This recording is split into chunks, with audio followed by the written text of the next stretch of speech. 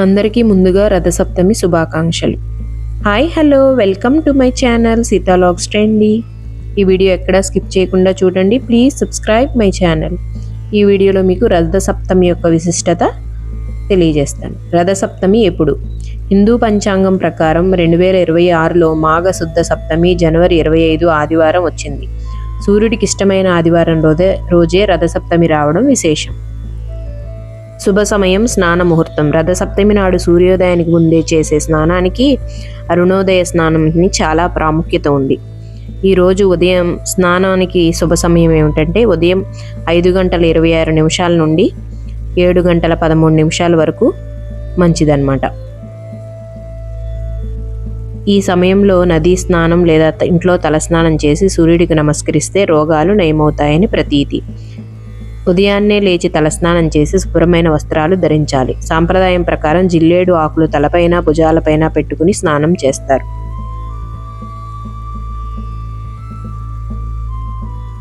అర్ఘ్యం. ఒక రాగి పాత్రలో నీళ్లు, అక్షతలు, ఎర్రటి పువ్వులు, కుంకుమ, గంధం వేసి సూర్యుడికి ఎదురుగా నిలబడి నీటిని అర్ఘ్యం వదలాలి. శ్లోకం. నీరు వదిలేటప్పుడు ఓం సూర్యాయ నమః అని జపించాలి లేదా ఆదిత్య హృదయం పఠించాలి. దిశ. పూజ చేసేటప్పుడు లేదా నమస్కరించేటప్పుడు మీ ముఖం తూర్పు దిశ వైపే ఉండాలి. దక్షిణం వైపు అసలు ఉండకూడదు.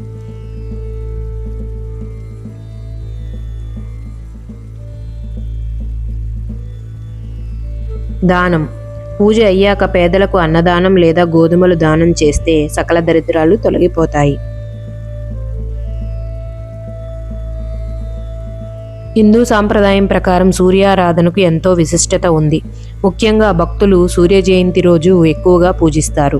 మాఘమాస శుక్లపక్షం సప్తమి తిథి నాడు ఈ పర్వదినం వస్తుంది. దీన్నే రథసప్తమి అని కూడా అంటారు. సూర్యుడు 7 గుర్రాలపై రథంపై దక్షిణాయనం ముగించి పూర్వోత్తర దిశగా ప్రయాణం సాగిస్తుందని భక్తులు విశ్వసిస్తారు.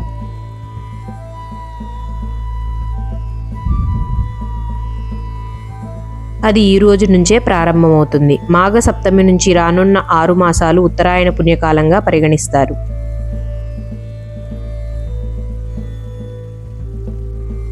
సూర్యుడు 7 గుర్రాలు 7 వారాలకు సంకేతాలు. ఈ 7 గుర్రాలను వేద ఛందస్సులు అని అంటారు.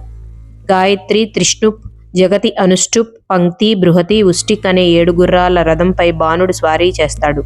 మేషం నుంచి మీనం వరకు ఉన్న 12 రాశుల్లో ప్రయాణిస్తారు. ఈ 12 రాశులను పూర్తి చేయడానికి సూర్యరథానికి ఏడాది సమయం పడుతుంది.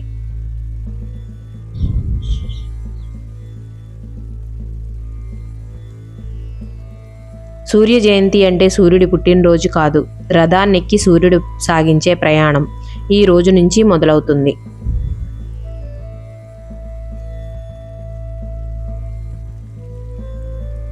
మాఘమాసంలో అర్కా నామంతో సంచరిస్తాడు. మాఘ అంటే పాపం లేనిది అని అర్థం. పుణ్యాన్ని ప్రసాదించే మాసం కాబట్టి ఈ మాసాన్ని మాఘమాసం అన్నారు.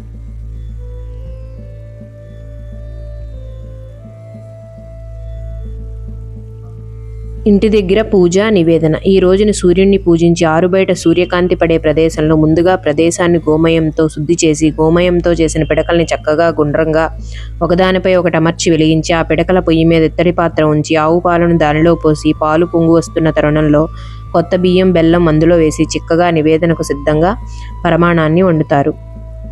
ఈ పరమాణాన్ని చిక్కుడు ఆకుల్లో పెట్టి నైవేద్యం పెడతారు. పొంగలి ప్రసాదం చిక్కుడు ఆకుల్లో పెట్టి నివేదన చేస్తారు. చిక్కుడు ఆకులోనే వితరణ కూడా చేస్తారు. పాలు పొంగించడం ఆ ఇంటి వృద్ధికి సంకేతం. ఈ పర్వదినాన్న చిక్కుడు కాయలతోటి రథాన్ని ఏర్పరిచి ఆ రథంలో సూర్య భగవాన్ని పూజిస్తారు. రథసప్తమి నుండియే పూర్తిగా ఉత్తరాయణ స్ఫూర్తి గోచరిస్తుంది. ఈనాటి నుండి వేసవి ప్రారంభమైనట్టే. ఆరోగ్యం భాస్కరాదిచ్చేత్. ఆరోగ్య ప్రదాతగా ఈ సూర్యదేవుని చెప్తారు. సూర్యదేవుని భక్తి శ్రద్ధలతో పూజ చేస్తే ఆరోగ్యాన్ని ఇస్తాడు. చదువుకోవలసిన స్తోత్రాలు: ఆదిత్య హృదయం, సూర్య స్తోత్రం, నవగ్రహ స్తోత్రం తప్పక పారాయణ చేయడం సకల శ్రేయోదాయకమని గురువాక్యం. వివిధ కాలాలలో ఒక్కొక్క పత్రానికి ఒక్కొక్క ప్రత్యేకత ఉంటుంది. జిల్లేడుకు అర్కపత్రం అని, సూర్యునికి అర్క అని పేరు. అందుచే సూర్యునికి జిల్లేడు అంటే ప్రీతి.